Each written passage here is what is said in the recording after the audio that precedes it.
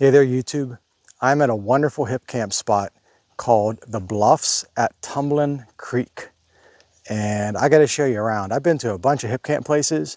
This is up there, top three, maybe even the best. I don't know. Certainly the top three hip camp spots I've been to. Let me give you a quick tour around. I'll show you what it looks like when you come in here and what to expect if you decide to book this place. Now, I don't want to give you the exact address of where I'm at because it's private property. When you book through Hipcamp, the owner will provide the address. So you'll get it when you book. And I'll put a link to the Hipcamp listing in the description of this video, so you can check all that out. But in general, this place is in Middle Tennessee, not very far from the Loretta Lynn Ranch and I guess museum or something. I haven't been there, but if you like Loretta Lynn, there's a big facility for Loretta Lynn just a few miles from where I'm at. So this is off of a small rural highway. And the first like 3 miles are all paved. Then the last mile and a half or so is gravel road like this. And you're seeing a pretty big hill here that you come down to get to it. It's not bad at all. Trust me, whatever you're towing, you can make this. And then you go around this bend here that the road follows on down. And then this is going to take you to the campsite itself. This road is very well packed gravel. It's not even bumpy or washboarded. Very easy to come on here. So don't think because it's a dirt road you can't make it. Trust me, it's perfectly fine. You don't need four-wheel drive. Any old car can get through it. But what I'm showing you here, this is all the property. So you see where Ricky's at along this rock kind of like boundary line here. From this bend where that gravel is and these rocks, this is the beginning of the campsite. And from what I understand, you've got 8 acres to yourself here. So all along here on the right side of this road, and then on the other side of those trees over there, there's like a little stream, a little creek that flows into the Duck River. Let me walk a little bit further and I'll show you. We've got this really nice, oh, is that split rail? I don't know what you call that kind of fence, but that just follows the boundary line. So you know, as long as you stay within that fence, then you're on the property where you're supposed to be. So when you come down the road, you just keep following that fence. And then there's quite a few fallen leaves here, but there's a gravel driveway that takes you down to the gate. And of course, you got to have a reservation to stay here. Once you're approved to go through the gate, then you continue on down the drive down towards the river. So you got a big hillside to the right, a whole lot of grass, evergreen trees on the left. And then you just keep on going on down till you get to that shelter, pavilion. I don't know what you call that. It's a pavilion, I think. So you've got full hookups here. I should have told you that at the very beginning. 50 amp and 20 amp electric, water, and sewage hookups as well. So can't beat that. There's a really big cement pad here. This is not where you're going to put your trailer though. That's there must have been a house here at some point, is all I could imagine. But the hookups and everything are a little bit further down. But before we get down to the hookups, let's take a look at this pavilion. Because it's really, really slick. This is a great place to have some kind of family reunion or a big get-together. I got this whole place to myself. Well, me and Ricky anyways. But I can imagine this would be a wonderful place to just have a big old party or something. The owner provides firewood. There is a box here for $2 per bundle if you do use the firewood. Got a really nice glass table with chairs, little sofa and a love seat. And then the dude even gives you a little care package. I don't think I've ever stayed at a place that was so thoughtful. So there's all kind of stuff in here to make s'mores. You got chocolate, marshmallows, graham crackers, and some other stuff. I haven't even gone through all this yet, but there's some information about the place, guest book. So I got to pay some more attention and go through all of that. Pretty interesting.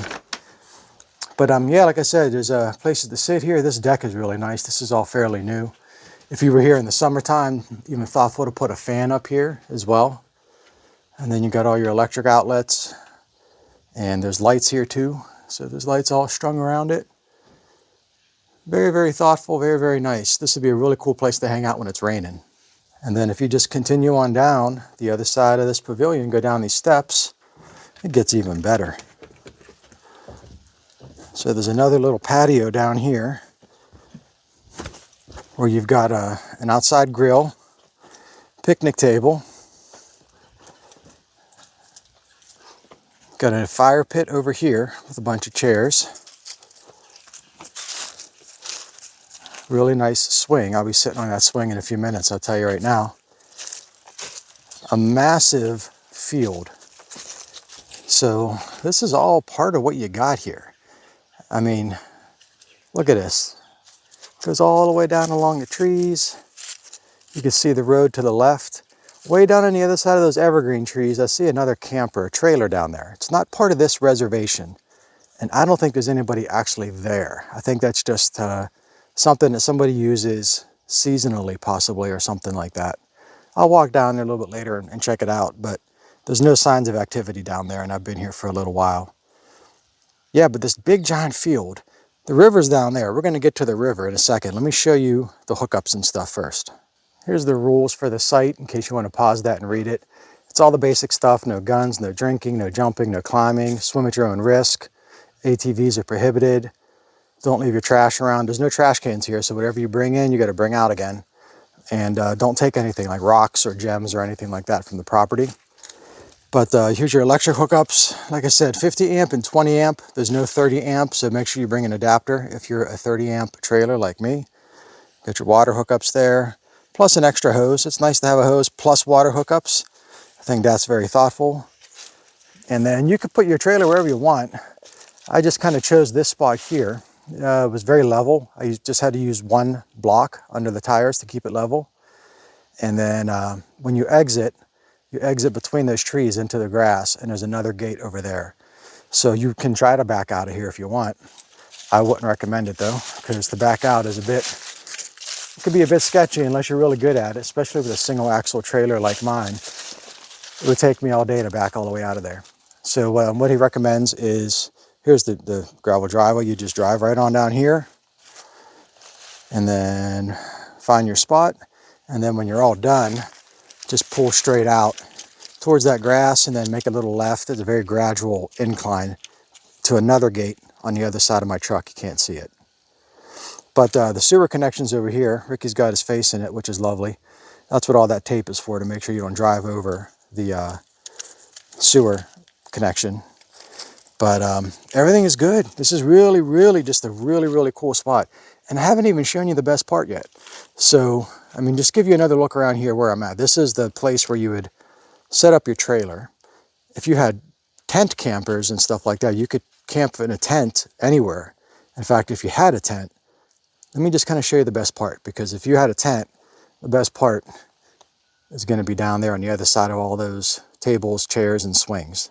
So right now it's mid-November. I think it's the 15th today. I forget what day it is. It's about the 15th and the weather is perfect.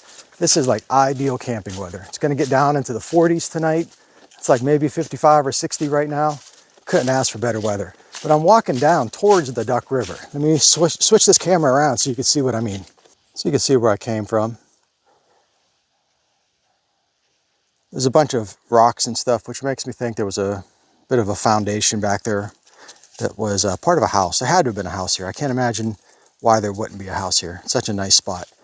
But you keep on walking on down, and this is why the place is called the Bluffs, because there are these just wonderful rock cliffs all along the side here.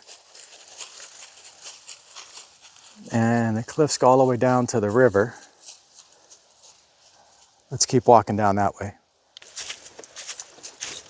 And this is all your site. Like I said, 8 acres total. It's a lot of land for one person to camp in. Complete privacy. I saw one car go by on that dirt road since I've been here. I've been here for at least an hour now. So very, very quiet. And then the Duck River right here. If you were into tubing or kayaking or something, this would just be ideal. But the water's real clean. This is what I'm saying. If I had a tent, I'd put a tent down this way. That'd be so nice. And then these beautiful rock cliffs all the way around.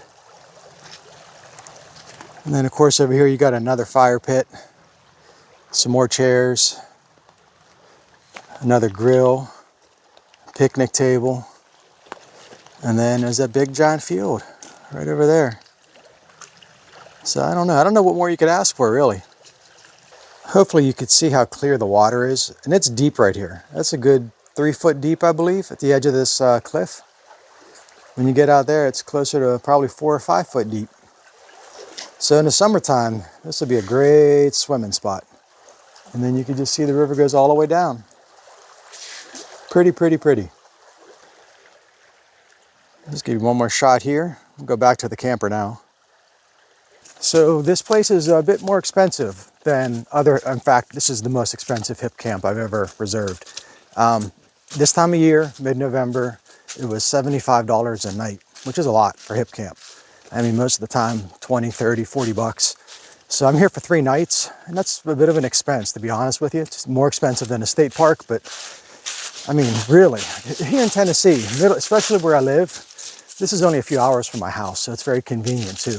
But especially this part of the country, it's hard to find a place to camp when you've got privacy and you've got just space to yourself. There's no public land here. Everything is private. So it's tricky finding a place like this, and you pay for the privilege, I guess, of having all this space to yourself. I mean, just look. It's nice. I can't wait for tonight. I get to see some stars tonight. And it's cloudy, but you can kind of see maybe a little bit here. The sun's starting to come out. So should have a nice clear sky the next few nights. No light pollution. All right, kid, let's get this boy inside. He's excited to get in here and get on the bed. That's where he's going to go, I can guarantee you. Yep, right up on the bed with his muddy feet. That's okay. I don't mind.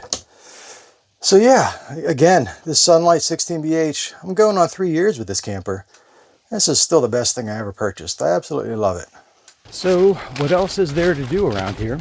Other than the Loretta Lynn Shrine, I guess you would call it. I drove past there today, and it really looks like an interesting place. I know nothing about Loretta Lynn, and I am tempted to go check it out. However, I don't think that's the best idea, having Ricky with me. So right now we are hiking at Nathaniel Bedford Forest State Park.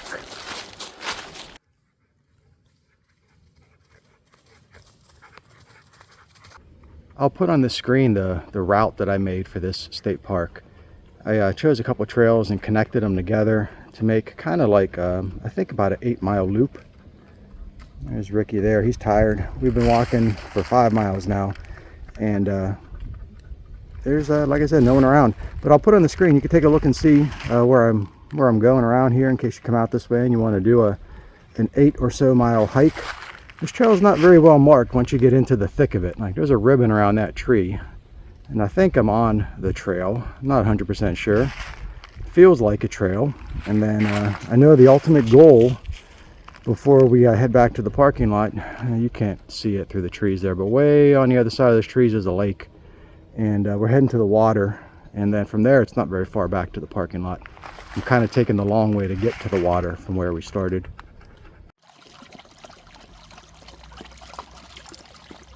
In case you're wondering, this is Kentucky Lake, and when you look at it on a map, it looks like a river more than a lake. But when you're down here at the shoreline, it's pretty broad. This is certainly a lake. Water looks nice and clean and clear. We're pushing 6 miles on this hike and still haven't seen a single person. There are some people out there fishing. So I would say, as far as this campsite, this was a video about the campsite. If you're looking for things to do out here and you like to fish, this seems like a wonderful place to fish. I want to mention quickly too that not all the trails here are as poorly marked as what you saw a moment ago.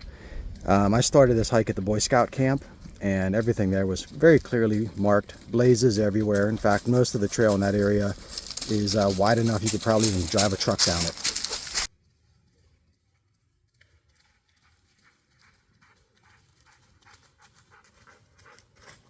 Strange park here. This is like a brand new shelter. I mean, it looks like this was just put up days ago.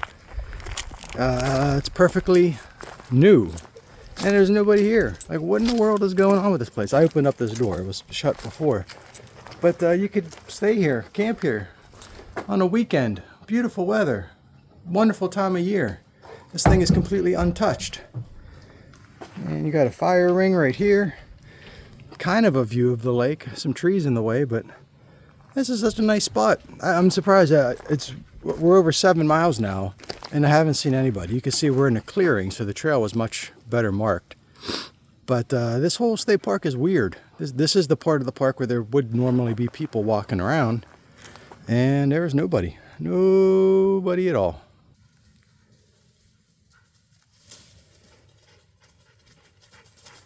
So we're back at the trailhead. You can see the cars over there in the distance. This is the Boy Scout campground area. According to Samsung, we did 8.75 miles, and we saw one person, probably the owner of that white car you see in the distance next to my truck. So if you want a place to hike around and escape humanity, what is this called? Nathaniel Bedford Forest State Park. That's what it is. It gets my recommendation. It's not the most scenic place, but it's a great place to find some peace and quiet and be alone.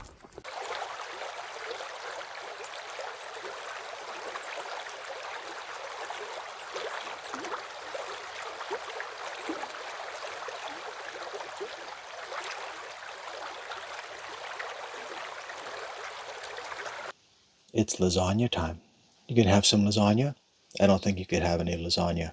I'm gonna have some. I think it's ready. Not the prettiest lasagna, but it doesn't matter how it looks. All that matters is how it tastes. I love the oven in this camper. I don't know what I'd do without it. I use it every time I go camping. It's Sunday morning. If you're looking for something else to do near the campsite, I'm at the Walls Art Park near the town of Waverly. And it's a place where there's all these boards put up where I'm guessing local people can paint things on them. And it goes all the way around this whole area here you can see behind me. I don't know, there's probably 30 or 40 of these things. So something different to check out. It's about 20-25 minutes, I think, from the campsite. Let me spin the camera around and I'll show you some of the better ones that are here. So unfortunately, most of these are graffiti style. So this one that I just walked past is probably my favorite because of the skull. I think they did a really good job on the skull here.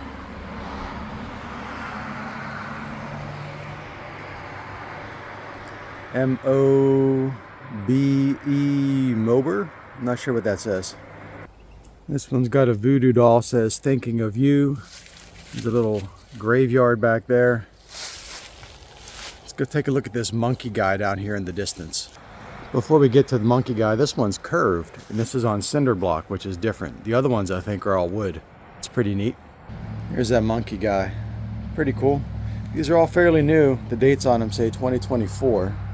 Here's another little pan around here. These are all cinder block. I thought they were wood. From the road they look like they're made out of wood, but they are cinder block. Some kind of angry pumpkin guy. I'm guessing these are more horror themed now because we just passed Halloween. I would assume so. Got a Grim Reaper on this one here. You can see up on the hillside. And they're on both sides of these walls. So you get 2 for 1 with each wall in the Wall Art Park. Skull eating a toxic pill that says glucose on it. Pretty neat. I wish these weren't all in such a graffiti style of art, but I could live with that, I suppose. Here's one that's less graffiti looking. It's more in a pulp comic style. Pretty cool. I like that owl in the background you can see there in the distance. Got a cool psychedelic squid on that one. I like the colors there. Bit more of a Japanese sort of cybernetic style on that one. Ricky thinks he's looking at Leonidas over here. We got this Spartan one. Definitely different in style. That's good to see. This one might be ready for Valentine's Day already. I don't know. Hey, sexy. It's a heart-shaped snail. Kind of a hardy snail, I guess. So anyway, it's kind of a neat little diversion. Waverly's a really small town.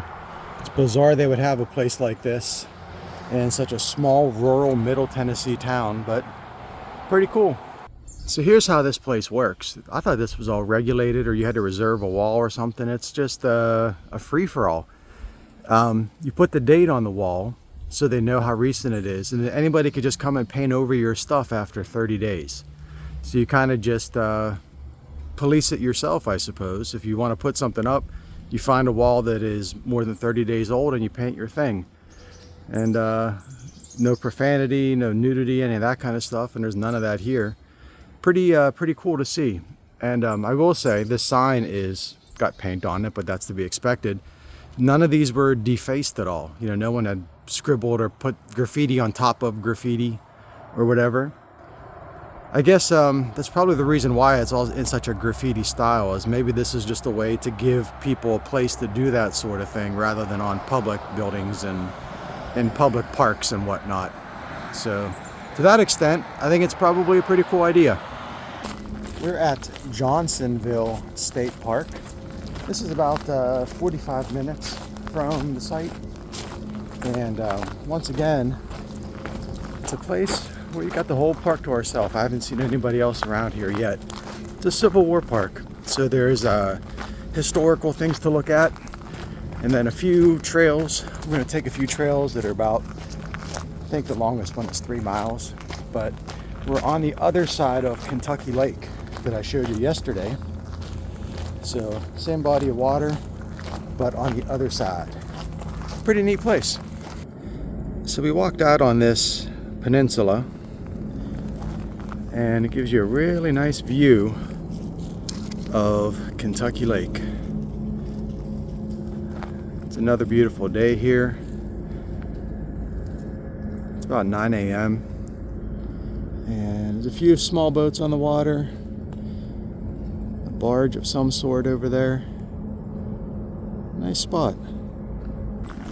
It's nice being able to let Ricky run off leash like this when there's nobody around, because he doesn't always get along with people, and he usually doesn't get along with dogs unless it's in a controlled environment. He's temperamental, but nothing to worry about here. Here comes the boy. This trail was nice and wide. Look at him going up there. He's crazy. Come on, Rickus. He listens too. He's getting better as he gets older. That's a nice park. It's very relaxing here. Not sure if you could see that eagle up there. Let me zoom in. It's got the white head. If I'm not mistaken, that's what you call a bald eagle. Am I right about that? That's like a presidential eagle up there. How about that? Yeah, the trail narrows a little bit as you get closer to the visitor center. There's like a network of trails here. They're all rather short, but shaded, mostly level, and like I said earlier, no one around. There's remnants of stuff like this around here. I don't know if this is Civil War era or not. It could be. I don't know if they had mortar. I guess they probably did, right? A foundation to something. Some kind of building used to be here. Pretty neat. And none of this, well, so far, this stuff isn't like fenced off or anything. You can just kind of walk around and explore it. Look at that boy posing by that cannon. What a good doggy. All right, come on, kid. He's so good. He listens. This is Crockett Cemetery, which is a cemetery from the old town site of Johnsonville that was here. There's also a Civil War cemetery we'll check out next. But this is just a smaller one off the road and off the trail. Again, nobody around. I saw one car. I did see a car. That was it. We're walking along the road here to get to the next cemetery. Way in the distance, there's humans. I saw people. This cemetery is just got marked headstones for the Civil War. And I know absolutely nothing about the Civil War. We're in one of the old barracks, I suppose. Recreation. You know, these aren't original. It was a massive nest of a wasp or something there at one point. Pretty neat. We're heading back to the car now. This is the trail we began on, this wide one down along the water line. And apparently this is an old rail grade for bringing munitions and stuff to the Civil War troops. So Johnsonville State Park, another great place I recommend. Maybe not the most scenic, but certainly quiet. It's got to be pushing 11 o'clock now. I would think people would be out of church on a Sunday and would be, I don't know, hanging around here. The weather is just so perfect. But other than the one guy at the cemetery and the one car, we saw 2 people fishing along the water line. So it's very, very quiet here. If you're looking for a place near this Hipcamp spot, It's about 40 minutes, I think, 45 minutes maybe. And just a place to get some exercise and some fresh air. It's a great place to visit.